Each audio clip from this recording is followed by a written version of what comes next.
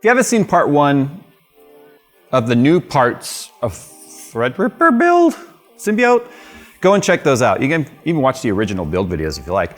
To prepare for the update and the triumphant return of this system, I need to get like it torn down. But rather than just do a boring teardown video for you guys, which really isn't all that exciting, it's just building a computer in reverse, we are going to see how this loop has held up after having Primo Chill View in it for 6 years. I've showed you guys what happened after I was running them for only a few months, and then I stopped using it because it was clogging up all my blocks. Based on the fact that it's been sitting here idle and how warm the loop is to the touch, I'm not expecting great results here. The new H7 series from NZXT offers tempered glass side panels, toolless panel removal for easy installation, front and top side 360mm radio support, and integrated cable management bar for clean cable installs. To see the complete feature set and variations of the H7 available, including the H7 Flow, follow the link in the description below. So if you take a look in here, you can see there is still some of the pearlescent that's suspended inside the fluid, but what you can't see maybe on camera so well is there is a ton of sediment in the bottom of the reservoir. And that's because, in all fairness to Primo Chill, the letting it sit and just fall out is like the worst thing you can do for any sort of suspended fluid. Because what's it gonna do? It's gonna fall to the lowest point of wherever it is. And in the blocks, it's gonna get gunked up in the microchannels, in the rads. Everything's at a funky angle here, so it's gonna be all built up in the corners and stuff. And one of the things that they've always said is that to keep the stuff suspended and working well is you need to have heat. Like there needs to be heat going through the loop. This sat for years without any sort of flow. It has been underneath our shelves there. It's been in the background at the other studio, under the window. Just, I would have them on. Actually, those all had power and I'd let those systems run and be pretty. Maybe I should set something like that up again back here. Whatever, I'm digressing again. This hasn't been like exactly the most ideal situation for this to be just sitting here. So that's why I've had this on and running now for, I don't know, maybe about 30 minutes or so, just to get some heat into the loop to kind of try and break up some of the sediment. I have so much inspiration for this build. I don't know what it is about this case, this Cougar Conquer. It's so, like, I get so many ideas with it. Remember, all I did with this was I painted the orange gunmetal color here, and then they sent me a piece of glass that didn't have the etched Cougar logo on it. But I'm thinking not just another, like, I'm not thinking Symbiote with these crazy bends. I want to do a distro plate. They have a distro plate that goes in the back right here, which would free up a lot of space to do stuff. But I'm thinking, honestly, I would love to cut open some of this. I know, right? It's already so open. But if we take a look at the front right here, you can see it's solid, and you can see this bottom fan gets fairly choked off by this. This is when I really wish I had like a mill to be able to like cut this sort of a pattern in the front to let air get through, open up the top right here a little bit, although there's plenty of room right here. This isn't gonna hurt anything, but just to have additional flow, you know, to be able to do stuff like that. If any of you are local to SoCal and you have the machinery to be able to cut this in the way that I want, contact me.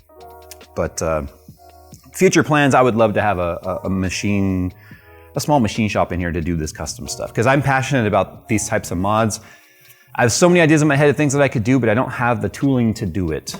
So anyway, the case is structurally like held by the glass panel, which is off right now. So as you work on it, it's like, it gets all weird.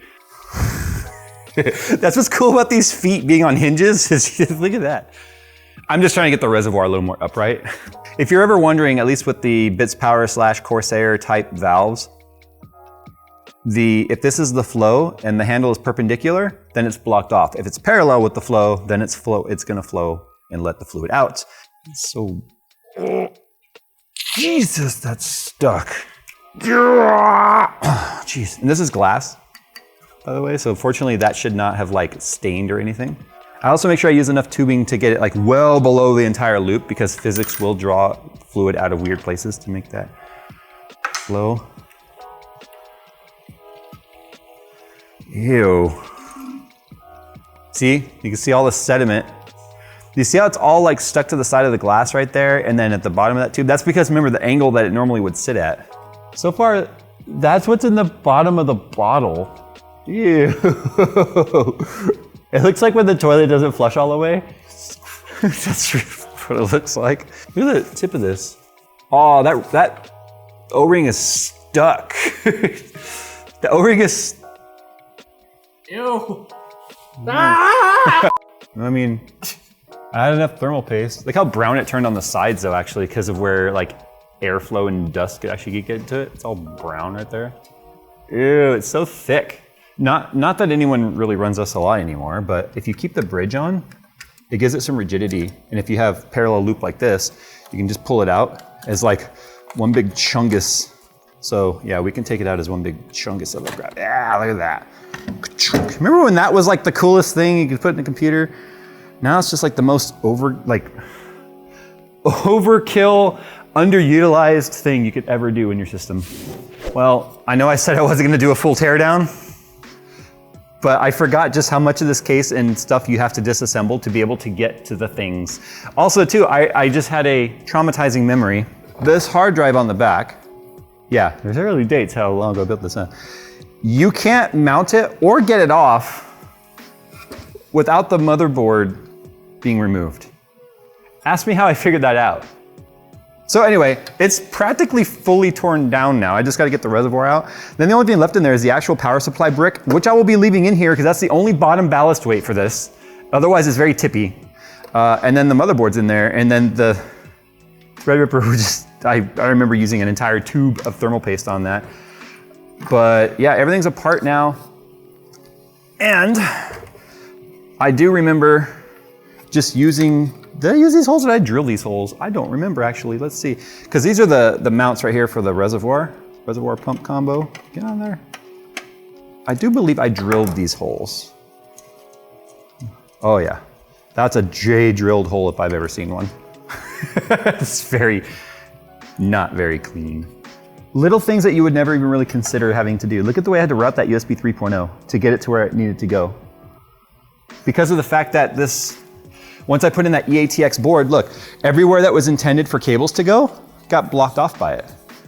And I fully expect to have to deal with that again if I do Threadripper, because it'd be EATX board, or maybe even AM5. I'm thinking this might need to be an AM5 build when that comes out. I'm just not excited to have to wait all the way till the fall to build in this. Like when I kind of get excited about a build, then I sort of hit the ground running and just move with it quickly.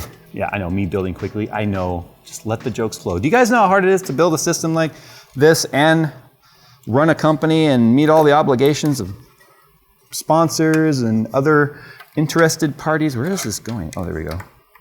Crap.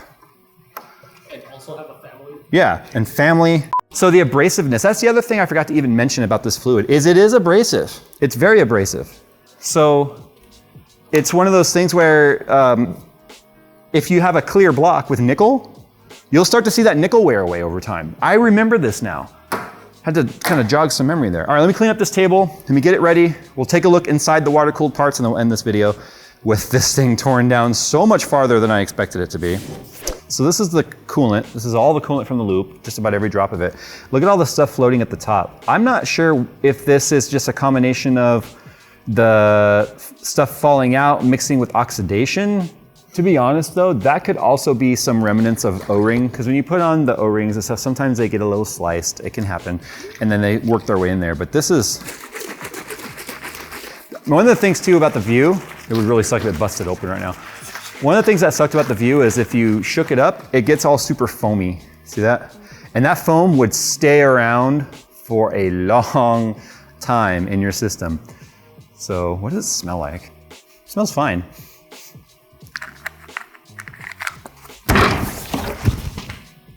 So that's all, it's not too bad, but if we look at this one, that one's not too bad. That one's kind of gross. But look at this one, this came off the pump. That's so gross. Jeez. Oh, Jesus. There it goes. Ew.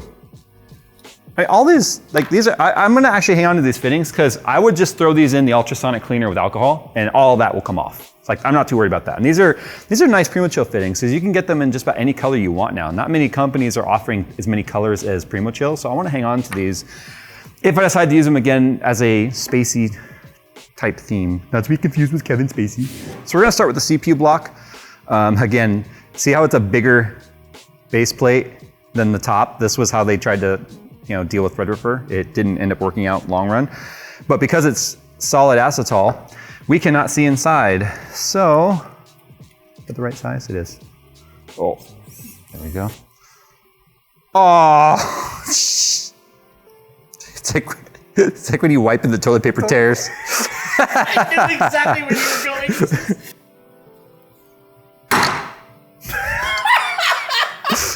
I mean, I know what I'm doing. I didn't know that was how you could do it. Yeah, it's because it's all stuck. You know what though? It's not that bad. It's truly not that bad because this is salvageable. So yeah, this would totally come clean. A little bit of discoloration in there, but overall, not bad. Like this is all disgusting, but I mean, every bit of this will come clean. Look. See, it'll all come clean. Just do it in the sink. So I just did a pretty poor cleaning job though. The acetal all stays looking perfectly normal because the clear will turn a yellowy color over time. The black doesn't because it's not transparent. So the jet plate, I didn't really take this to the sink and try and clean it off, so there's thermal paste everywhere, but with the exception of that, whatever that, just got it to come on. There we go.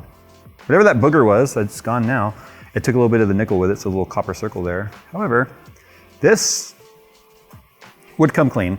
It is completely salvageable. So to get the front of the block off, I'm not gonna have to take off the entire card. I have to take off the bridge. That already isn't a great sign. So let me take off the front single bracket too. That's another thing that we absolutely missed about this era of graphics card. Ew, I just touched that. Is the fact that EK water blocks back then, because there was no DVI port, would provide you with a single slot bracket. I think it looks stupid with a double slot bracket in a water-cooled card because of the fact that you can't. Why? Because there's nothing up there. It doesn't need to be supporting all that weight. They don't do that anymore. So some of the good old days are just over. This is when people normally go, Jay, what screwdriver is that you're using? I don't know. It came with an Asus product forever ago, and I can't remember which one it was. Doesn't matter. Get your own. iFixit even has one now. Surprised they didn't send it to us, but iFixit has one now. It just popped open on me. Dude. There goes the sticker. Once again, not as bad as I was expecting. You can see the abrasiveness. Like this was our inlet right here. So it was like bouncing, and it took some nickel plating off with it. Look at the discoloration right there. Totally discolored down to the copper. Copper started to oxidize. Makes this current turn around here, down through there, and everywhere it has an abrupt turn, you can see the abrasiveness took some of the nickel plating off with it. But this is not, look at this. Okay, I am really surprised. So just some soap and water and toothbrush on there. You can see right here, really roughed my finger too, listen. It feels like sandpaper. That's because, again, this was the inlet side. It makes a very sharp, abrupt turn, and then all the corners have started to wear away some of the nickel. This is mostly aesthetic. Like that right there is the worst of it. Again, the abrasion. It just really shows how abrasive it is. The fins, perfectly fine. They're also not super tight micro fins like they are today, because back then they didn't have nearly as much heat to deal with as they do in modern graphics cards. So a GPU block today looks more like the CPU block, where it's like that dense. So you can see there's bigger channels, which means less area for it to gunk. But the funny thing too is, like I said, this sat for many years. If it were a 24/7 used system, this would probably be a lot worse. I did leave it running in the background, like I said, for a long time. In the background of all my videos, it was just on. And I left it on 24/7. I would just leave the studio and it would just be on back there going, because it looked good in the background. But it's been sitting now for at least 3 years without doing that. So, not terrible. I'm not gonna take the other block apart because it's gonna look basically just like this. still usable.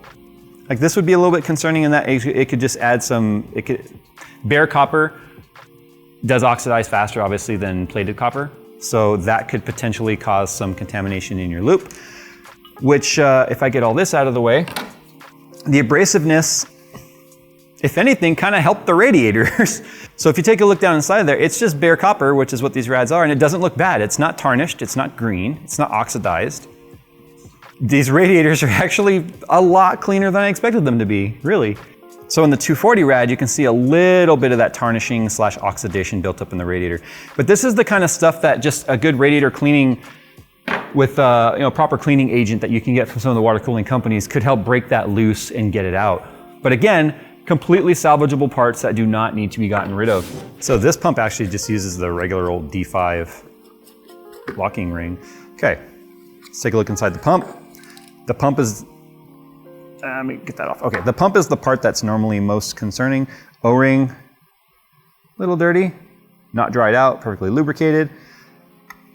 Super clean down inside there. Remember, a little bit that we had to clean off right there, so that would just wipe off. Remember, the D5 is lubricated by the fluid. So there's a fluid, oh, it's a little built up. Okay, that's actually quite, oh, that's very rough. So the fluid is actually what's creating a barrier between the magnetic impeller that spins and moves the water and the housing. Okay, it's not actually rubbing on that, which is good. So even if this didn't like all come out, I wouldn't be too worried about it. I could still use this pump, and I plan to still use this pump. So this stuff's pretty caked on there, but every time I hit it with a new layer of alcohol, or new application of alcohol, it starts to break loose. So I can break that down over time. Still perfectly usable. I would want that stuff out though, because if this does break loose in a new loop, it's just gonna contaminate. You might see floaties, like we've already seen in the fluid. I'm curious though as to how, see what I think has happened here, because this is the outlet that's under the most pressure / like the highest force of the pump. Look at that, it's just taken all of the, it's taking it all off. So if you take a look at the flow of the pump, you can see it goes out, right? It's centrifugal. So it goes bam, bam, and it makes that turn and it bounces. And I have a feeling that that is what's caused this particular fitting. Because if we look at the other fittings, like this one's just dirty. See the difference? Like all the nickel plating's still on there. It just tells me that because it was in a more turbulent area, the bouncing of it has caused the nickel plating to come off. So this is a fitting that I would probably trash. And the reason why I wouldn't want to keep using that fitting is because more of that nickel could flake off. I'm starting to think the floaties in here are bits of nickel. How the hell? I do remember it's threaded, and if I try and use this as extra torque, this is plastic, I could just break this right off. I don't want to break it off into the... Okay, that was plenty. Just needed a little extra force. So this is actually threaded glass, look at that. Ew, all of that pearlescent stuff. No, look at the bottom, like down here, look at this. That's all the pearlescent stuff. Okay, let me go clean this out. And the glass. Dude, this, if you were to count the individual pieces that make up a system like this down to the screw and O-ring, it'd be thousands. Dude. This isn't even any of the computer. No, this is just the water loop. So, not bad for a quick, it's all over my hands, right? Yeah, I got all over the ring right here. But not bad for just a quick sink cleaning. Look how clean that came. I mean, it's all reusable, which is awesome because this stuff ain't cheap. Like, trust me, water cooling stuff, man, it's expensive, and it's so much more expensive than it ever was like back in the day because it's become more boutique-like. So just tighten that down on the O-ring. And then this would just remount to its thing. Like that, boom, boom, reusable. So all in all, I had to get this done anyway. I wanted to make a video, an exploratory video together with you guys to see just how bad it was. I love, that's the stuff that was suspended in there. It just looks like thermal paste. It's very pasty. Like, not to be like thermal pasty joke, but it's like once it gets somewhere, it just gets everywhere. It is nasty. But That's the problem with opaque fluids, and that's one of the reasons why I just personally do not use opaque fluids anymore. I absolutely love the way they look. They just wreak havoc on your system. All right, I'm gonna put this back on so I don't lose it. Got a hell of a mess to clean up here, and you guys got another video of giving you ammunition to say, this is why I don't water cool. Water cooling is dumb. You know, sometimes I agree with that. Most of the time, no, I don't. Fight me.